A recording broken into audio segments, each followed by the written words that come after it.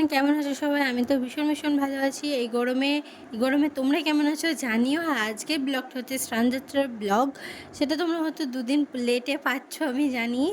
তো যাই হোক, এখানে চলো, আমি একটু ঢং করছিলাম তোমাদের স্বাভাবিকভাবে। তো চলো আমি এখানে রেডি হয়ে নিই। তারপরে মাম্মামের দুদিন ধরে শরীরটা খুবই খারাপ যাচ্ছিলো, তাই মা ওকে ওই শুকনো লঙ্কা দিয়ে ঝাড়িয়ে দিচ্ছিলো। কিন্তু এখানে ফান ফ্যাক্ট হচ্ছে, ও কিছুতেই দাঁড়াবে না। ও দাঁড়াতেই চাইছে না, কিছুতেই দাঁড়াচ্ছে না, একদম না। আর সবসময় খালি বসে পড়ছে কেন জানি না। বাট ও কদিন ধরে খুবই শরীর খারাপ যাচ্ছে, কিছু খাচ্ছে না, যাই খাওয়াচ্ছি বমি করে দিচ্ছে। তাই এখানে মা বললো যে বাবাকে যে একটু এসে ধরো ওকে, কারণ ও দাঁড়াতেই চাইছে না, যে ওকে একটু নজরটা কাটিয়ে দেবে। তার জন্য মা এখানে 3টে লঙ্কা নিয়ে চলে এসেছে। কার কার বাড়িতে এরকম করে নজর কাটাই জানিও, প্রায় বাড়িতেই কাটাই আমি জানি। তারপরে বাবা এখানে গান করছিল, ও নাচছিল রাস্তাতে। আমরা সবাই যখন হাসছিলাম, ও লজ্জা পেয়ে মায়ের কাছে চলে এসছে। এইটুকুনি একটা পুচকে মেয়ে কত গান, কত নাচ গান সব করে, সব সময়। যে এখানে বাবা ওর সাথে সাথে গান করছে, হাত নাড়া দিচ্ছে, ও তাই করছে। এখন হ্যাঁ, আরোহী এখন একটু একটু হাঁটতে শিখেছে, তাই ও সবসময় একটু একটু হাঁটার চেষ্টা করে। এদিকে দেখতে পাচ্ছি ওকে একটা নতুন একটা ড্রেস পরিয়ে দিয়েছি। তারপরে পরিয়ে দেওয়ার পরে এই যে ওখানে গল্প করছে সবার সাথে। আমরা সবাই যাব, এখানে তেবু যাবে, আমি যাব, মা যাবে, বাবা যাবে। আর স্বাভাবিকভাবে আমাদের পরি তো যাচ্ছি। তো চলো, রাস্তাতে অলরেডি বেরিয়েই পড়েছি আমরা। এখানে দেখতে পাচ্ছ স্নানযাত্রা বলে কত ভিড়। হ্যাঁ, সকালবেলা আমরা যেতে পারিনি ঠিকই, এবার সন্ধ্যেবেলায় আমরা গেছিলাম। তারপর দেখছি এখানে তখন স্নান মঞ্চ থেকে জগন্নাথ দেবকে মন্দিরে নিয়ে যাবে, তার জন্য এখানে প্রস্তুতি নেওয়া হচ্ছে। তখন ওনাকে রেডি করানো হচ্ছে নিয়ে যাওয়ার জন্য। তারপর আমরা এখানে চলেছিলাম। এখানে ভীষণ ভিড় ছিল, মানে এতটাই ভিড় সন্ধেবেলায়, সকালের থেকে তো সন্ধেবেলায় ভীষণ ভিড় ছিল। তারপরে যাই হোক, আমরা একটু মন্দিরের দিকে চলে এলাম। মন্দিরে তো ভীষণ ভিড়। এখানে একটা ফান ফ্যাক্ট হয়েছে, যে তোমরা পুরো ব্লগটা দেখতে থাকো, তখনই তোমরা বুঝতে পারবে যে কি হয়েছে ভেতরে।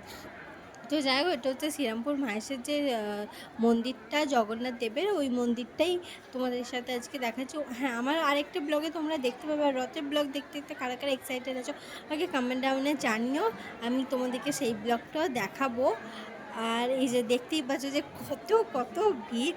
এখানে প্রসাদ দেওয়া হচ্ছিল, তাতেই দেখতে পাচ্ছ যে একদম মানে ছিনাছিনি আরম্ভ হয়ে গেছে। দেখতে আমিও গেছিলাম আনার জন্য, বাট আমি কত দেরিতে পেয়েছি, মানে এত দেরিতে আমি প্রসাদ পেয়েছি যে আমার বলার নেই। এখানে আবার ফোন পড়ে গেছে হাত থেকে, কত মানে ঠেলা ঠেলি, এইদিকে ঢুকছে ওদিক থেকে বার করে দিচ্ছে। কিন্তু যাই হোক, আমি এটা ভেবেই নিয়েছিলাম, একদম নিশ্চিন্তা করেই নিয়েছিলাম যে আমি প্রসাদ দেবো।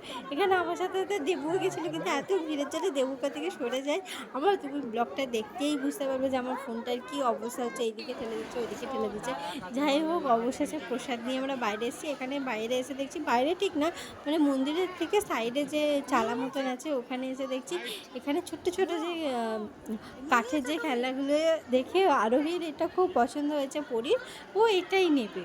তো তারপরে মা ওকে এখান থেকে কিনে দিচ্ছিলো। এখান থেকে আমার 3টে জগন্নাথ পছন্দ হয়েছিল কেনার জন্য, কিন্তু মা বললো পরে নিস, আজকে তো অলরেডি মেলা তো আজ থেকে স্টার্ট হচ্ছে, আবার পরে এসে নিবি। কিন্তু না, কে শোনে কার কথা, আমি তো নেবই, এটা ভাবনা চিন্তা করে নিয়েছিলাম। কিন্তু ওই দোকানটা একটু হাই রেট বলছিল। তারপর আমরা এই দোকানটায় চলে এসেছিলাম। এই দোকানটা এসে 80 টাকা বলছিলো 3টে, কিন্তু আমি 50 টাকা দিয়ে নিয়েছি। তোমরা এরকম মেলাতে এসে যদি বার্গেনিং করতে পারো, অনেকটা কম আসবে। ওরা বলে ওনারা, তোমরা কম করে নিয়ে। তারপরে এখানে মানে দেখছি, তারপরে এখানে তো আমরা 3টে জগন্নাথ নিলাম আমার মা পরীর জন্য। ওখানে একটা ঠাকুর খেলনা নিয়ে নিয়েছি। তারপরে বাইরেও চলে এসেছি, বাইরেতেও দেখছি এরকম ছোটো ছোটো অনেক অনেক স্টল বসেছে। প্রায় মানে আজকে যে স্নানযাত্রা বোঝাই যাচ্ছে না, মনে হচ্ছে আজকেই রথ, আজকেই মেলা, আজকেই সব। এত ভিড়, এত মেলা, এত দোকান বসেছে, চারদিকটা যেন কি সুন্দর লাগছে। তারপরে এখানে আমি মাম্মা বলছিলাম যে একটা গণেশ ঠাকুর কিনে দিয়েছ। মা বললো যে ওর এত খেলনা আছে, ও কোনোদিন খেলনা নিয়ে তো খেলেই না, সবসময় ফেলেই দেয়। তোমাদের বাড়িতে কার কার বাচ্চা এরকম করে জানিও। তারপরে মা এখানে বললো একতারা কিনে দেবে ওকেও, যেহেতু একটু গানের, আমার পরীর একটু গানের দিক থেকে একটু খুব ভালোবাসে, একটু গান করতে, গান শুনতে, গিটার ইউজ করতে, সব ওর খুব ভালো লাগে। তার জন্য মা ওকে এখানে একতারা কিনে দিচ্ছিলো। এখানে অনেক রকম একতারা ছিল, তাই আমি একটু পছন্দ করছিলাম যে কোনটা বাচ্চা ভালো বা কোনটা কী হচ্ছে। তো তারপর আমরা এই একতারাটা পছন্দ করেছিলাম ফার্স্ট অফ অল। তো এই একতারাটা খুব একটা পাচ্ছিল না বলে আমরা একটা অন্য একতারা নিয়ে বাড়ি চলে এসেছি। বাড়ি আসার পথে আর ব্লগ করা হয়নি। তারপরে এখানে আমি খাই ভুট্টা। তোমরা ব্লগটাকে কমেন্ট, শেয়ার, সাবস্ক্রাইব করে দিও, ভিডিওটাকে একটা লাইক। বাই।